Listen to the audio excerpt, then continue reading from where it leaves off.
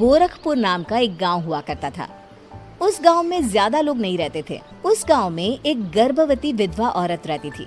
उस औरत का नाम कमला था। कमला अपने घर में अकेली रहती थी। उसके पति की सारी जायदाद उसके नाम हो गई थी, पर सभी गांव वाले उस औरत को मनहूस औरत समझा करते थे और सभी उससे नफरत किया करते थे। एक बार कमला राशन की दुकान पर खाने का सामान खरीदने जाती है। भैया जी, जरा 1 किलो दाल चावल देना। अरे हाय हाय हाय हाय हाय!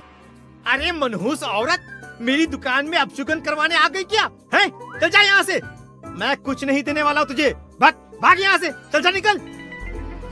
भैया जी, ऐसा मत कहिए, मैं गर्भवती हूँ, मुझे खाने की बहुत जरूरत है, मुझे खाना दे दीजिए।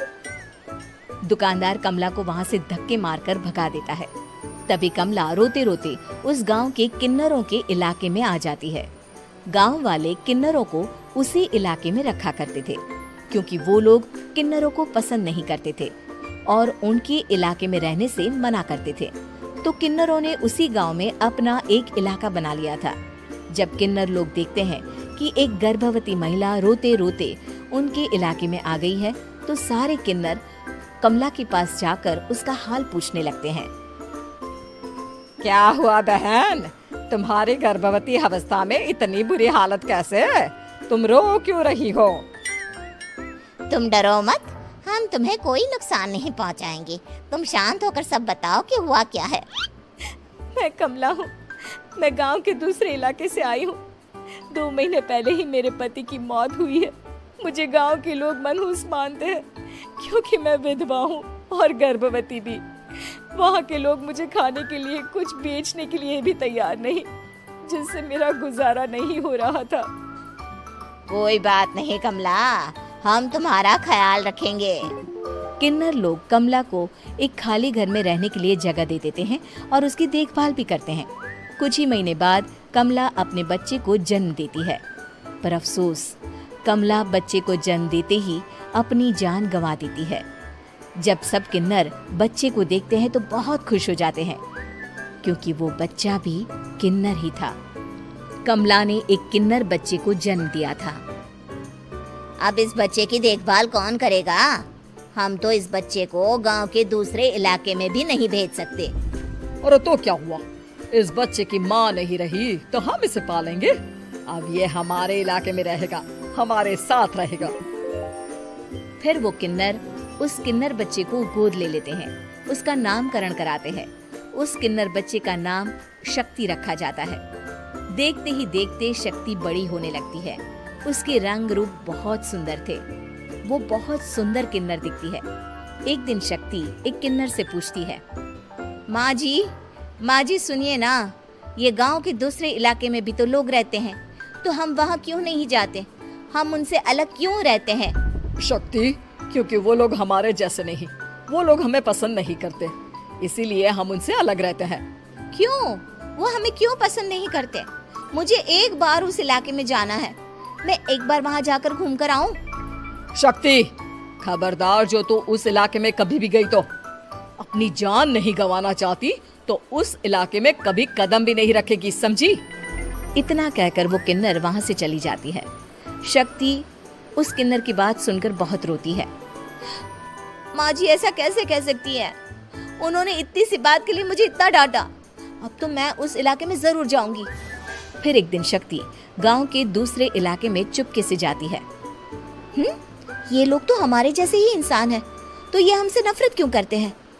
जब शक्ति उस इलाके में पहुंचती है तो गांव के सारे आदमी उसके रूप से मोहित हो जाते हैं। वो लोग ये अंदाजा नहीं लगा पाते कि वो किन्नर है। शक्ति की सुंदरता देखकर सारे गांव वाले उसकी तारीफ करने लगते हैं। तभी गांव का चक्कर लगाने गांव के जमींदार का बेटा हर्ष वहां पहुंचता है। हर्ष भी दिखने में बहुत सुंदर होता है। जब हर्ष ने शक्ति को देखा तो वो भी उससे मोहित हो गया, और जब शक्ति की नजर हर्ष पर पड़ी तो वो हर्ष को देखकर मोहित हो गई। आपको पहले कभी इस गांव में देखा नहीं। इस गांव में आप नए हैं क्या? जी नहीं, वो मैं बस। तभी शक्ति बोलते बोलते रुक जाती है और मन में सोचने लगती है, अगर मैंने इनको बता दिया कि मैं दूसरे इलाके से आई हूँ तो वो समझ जाएंगे कि मैं किन्नर हूँ। इसलिए मुझे इनसे झूठ ही बोलना पड़ेगा। शक्ति हर्ष को कहती है, जी हाँ, मैं इस गांव में नई आई हूँ, यहाँ अकेली रहती हूँ। वैसे आप कौन है? आप भी इसी गांव में रहते हैं? जी हाँ, मैं इस गांव के जमींदार का बेटा हूँ। आपको किसी भी चीज की जरूरत पड़े तो आप मुझे बता देना, मुझे अच्छा लगेगा। ऐसे ही शक्ति और हर्ष एक दूसरे से रोज मिलने लगते। वो दोनों अपने प्यार का इजहार करने एक दूसरे से मिलने जाते हैं। तभी शक्ति का पीछा करते करते एक किन्नर वहां आ जाती है। शक्ति, मैं तुमसे बहुत प्यार करता हूँ। मैं तुमसे शादी करना चाहता हूँ। क्या तुम मुझसे शादी करोगी? हाँ हर्ष, मैं तुमसे शादी करूंगी, पर मैं तुमको अपने बारे में एक सच्चाई बताना चाहती हूँ जो मैंने तुमसे छुपा कर रखी है। तभी उनके बीच में ही वो किन्नर आ जाती है। शक्ति, तेरी हिम्मत कैसे हुई ऐसा करने की? वो किन्नर शक्ति को खींचकर गांव के जमींदार के पास ले जाती है। हर्ष भी वहां शक्ति को बचाने के लिए पहुंच जाता है। जमींदार शक्ति और हर्ष के प्यार के बारे में सुनकर गुस्से में आ जाता है और शक्ति को गांव के बाहर निकालने की सजा देता है। शक्ति ये बात सहन नहीं कर पाती और कुएं में कूदकर अपनी जान दे देती है। जमींदार हर्ष की शादी गांव की एक लड़की से करवा देता है, पर हर्ष इस शादी से खुश नहीं होता। शक्ति अपना बदला लेने के लिए मरने के बाद किन्नर चुड़ैल बन जाती है। अब मैं इन गांव वालों को नहीं छोड़ूंगी, अब इनसे मैं अपने प्यार का बदला लूंगी।